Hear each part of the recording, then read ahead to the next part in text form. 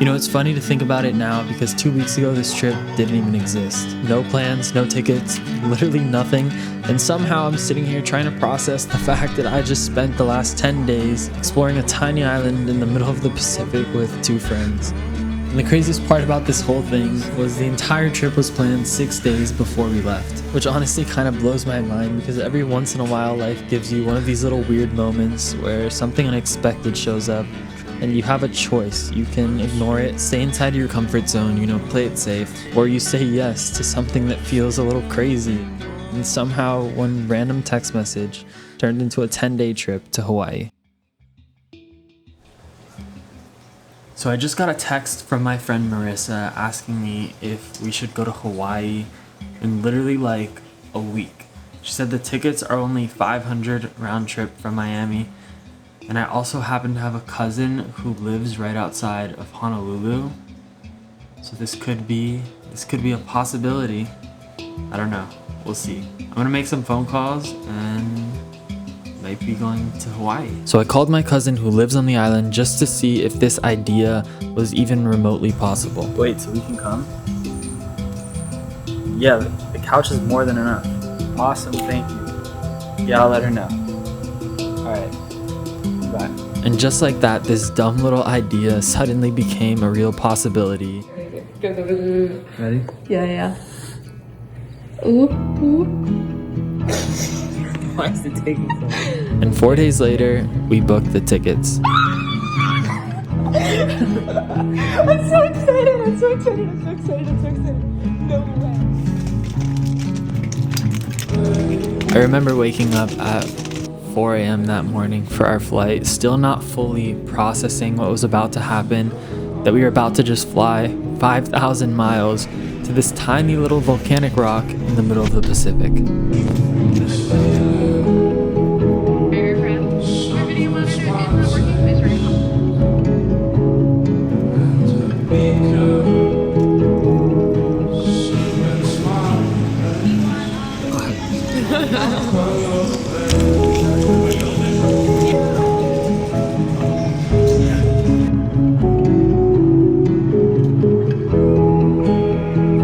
And 13 hours later, we landed in Hawaii. I remember walking through the airport and feeling this weird, surreal moment, like I'm actually here. It's hard to describe exactly what I felt, but it was something between excitement and disbelief. Just feeling the cool ocean breeze, seeing the mountains in the distance, palm trees everywhere. It honestly felt like I was stepping into another world. Like, it's crazy to think that this is still the United States. So then Mario picked us up from the airport, and I think at this point I hadn't seen Mario in over a year. So it was nice to just catch up with him on the way back to the house, and then he gave us a tour of his garden.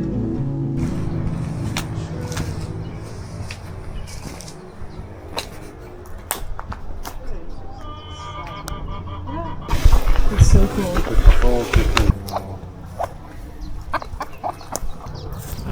Hey, we have to go again. Oh yeah.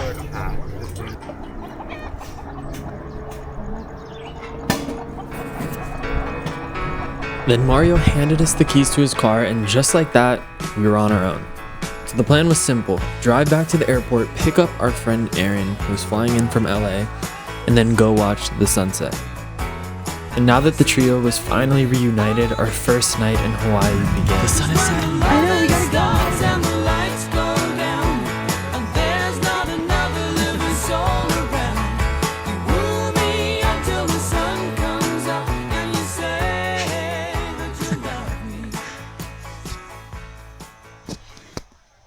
What time is it? 9:28 p.m. We about to hit the sunrise hike. Shorty called. Yo, shut up. Good morning, world. What time is it? It's like 5. Or no, it's 6. The first day was honestly the best looking back. We had woken up and picked a random hike called Willy Willy Nui. It was just up the hill from the house, and we had no idea what to expect. Mahalo, brother. Aloha. Aloha. Alright, we're starting the hike. Starting the hike. At this time, the whole island was still completely unexplored to us. Once we started climbing up, I quickly remembered how much I love to hike. I grew up hiking every summer in Colorado, and to me there's like nothing better than just climbing up a beautiful mountainside, listening to like the birds chirping and the wind as it blows through the trees. It just felt so euphoric, and for the first time in so long, I was just genuinely happy. If you know me. Holy. This is crazy. Wow. Dude, what?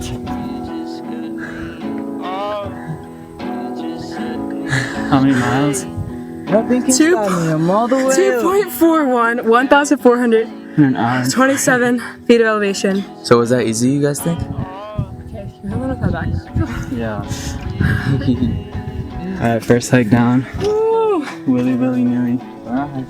Insane view. And the spicy ahi. Anything else?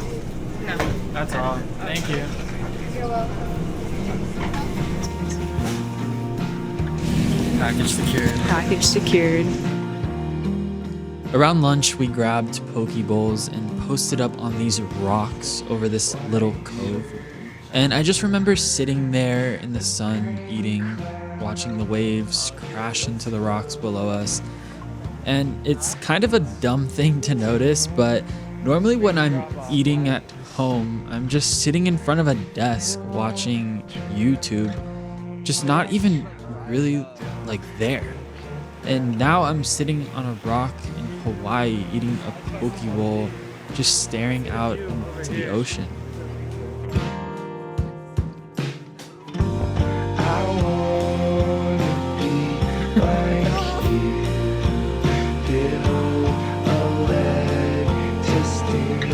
And you know, I don't even think it had hit me yet that we were actually there. And I keep saying this, but it still didn't feel real. And even watching the footage back, it just still doesn't feel real. And at the time, I wasn't thinking about work or what I had to do back home or any of that. I was just kind of there, just living. Later that evening, we drove back and walked down to this little park by the house. And I don't really know how to explain it. We kind of just turned into kids for a bit, right? And we're just running around in the field playing tag, and Marissa hurt Aaron's arm. And we were just like chasing each other around, and it just felt relieving. Like it felt free. Like we were playing tag like we were 10 years old, and the sun was just going down, and we were just sitting there having a good time, just happy. I wanna be like you, build a leg to stand. That night we got back to the house and pretty much just passed out. And before I knew it, my alarm was going off before the sun was even up. Alright, it's 6 in the morning. About to go watch the sunrise. The beach we were at yesterday.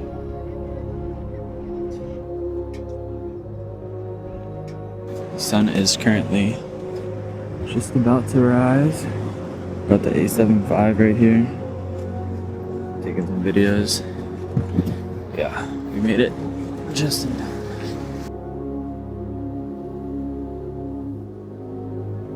And I think that's around when the days started to lose their shape a little bit. You know, not in a bad way, more like we stopped planning anything and just kind of woke up every morning and picked a direction.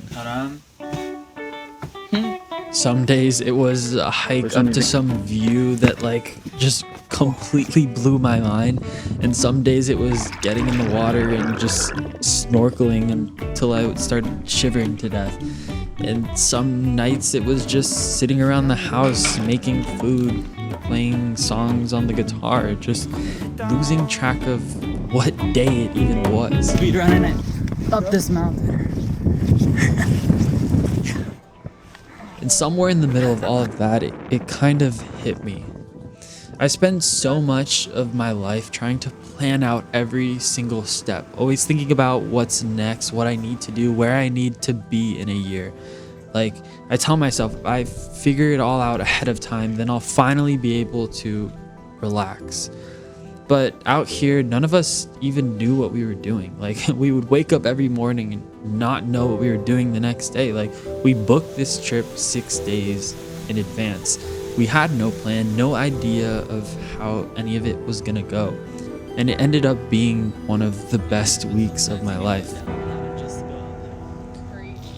And you know, I kept thinking, maybe that's the part I've had backwards this whole time. Maybe you don't figure out your life and then you go live it. Maybe you just go live it, and that's the part that actually figures you out. We just pulled up to Pink Pillbox on the west side of Oʻahu. About to hike up it with Aaron Rodriguez, Miami Gardening on TikTok. It's honestly not too bad. Not yet, at least. Not muddy, at least. We've already made it pretty far. We started down there. It's literally been about, what, 3 or 4 minutes? Made it a little further. Show ahead.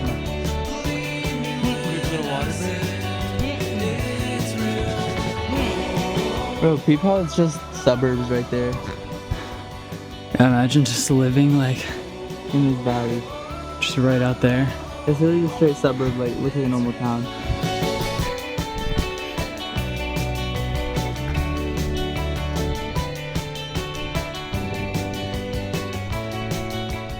Grass is starting to get tall again.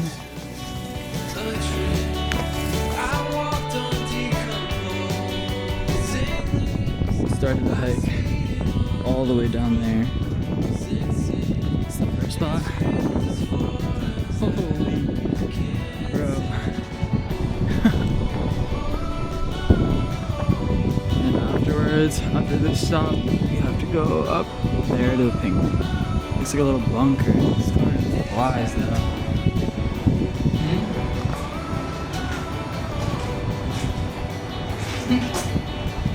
Loaded with flies. He's kind of nice though. Almost there. Pink bunker. It's right here.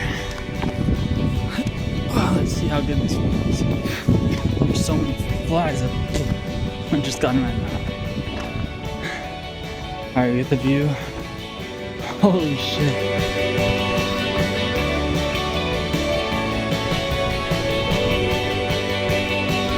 Alright, it took us about 35 minutes, I want to say, to get up here. The view's absolutely phenomenal.